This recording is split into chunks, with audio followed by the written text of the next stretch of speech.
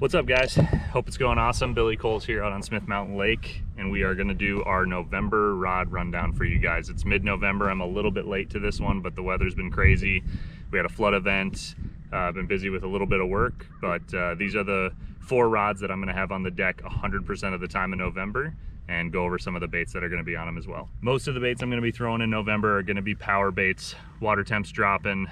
For us, it's been actually pretty delayed. We're still in the mid-60s in mid-November, which doesn't happen too often. The last couple years have been like this, but we're getting a cold snap this week. Water's flooded. It's going to be dropping. The next couple weeks are going to be awesome. It's going to stack those fish up. So it's going to be a lot of power fishing this week with good wind, stained water, and I'll go over those rods real quick. First one, I believe I covered it in one of the last other months, is a 735 CB glass. It's a Champion XP. It's got a chatterbait jackhammer on it right now, Cronarch, 7-speed reel, 16-pound sunline. This rod is going to do a lot of different stuff for you in the fall. Chatterbaits, rattle trap, as well as rock crawlers, medium-sized crankbaits, Spro MDs, anything that's going to be in that 5 to 12 foot range. It's a glass rod, so it loads up super well.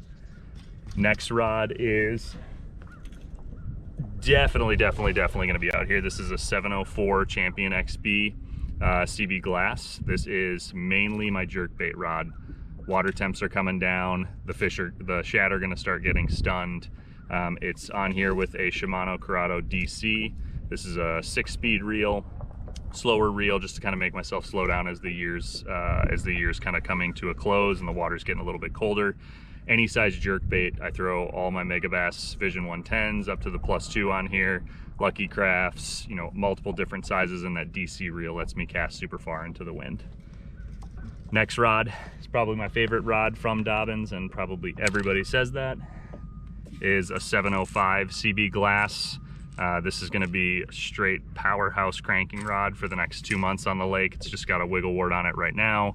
But again, any crankbait that's going to go down to probably 10 feet. Spro MDs are great baits. A Curve 55 from 6 cents. Curado DC on here again. 10-pound sniper. 10-pound sniper on the jerkbait rod also. And this is a 6-speed reel. But it's got a nice glass feel to it, good tip, and it's got a good backbone to really bury hooks. And the last rod is one that everyone should have because it's a good universal all-around rod from Dobyns. This is the Champion XP 703 SF. It's got a Shimano Nasty 16-pound braid to, I think it's a 10-pound leader, 10, 8, 7-pound leader, and I've just got a little swim bait on here. This rod is great for anything from a shaky head Cinco, swim bait, little swim bait like this, to a smaller jerk bait, spy bait, tube, micro jigs, those types of things. So this is a great all-around rod, or if you're just getting into fishing and you need a spinning rod, the 703 SF is a great rod on the spinning side. So those are going to be the rods. Obviously that's a lot of shad bait. The wart's a little bit of a craw bait. I'm going to have a jig on. I'm going to have a glide bait on. Topwater's still going to be good for us for a little while with the water temps that we're at, but those are going to be the 4 that are going to be on the deck.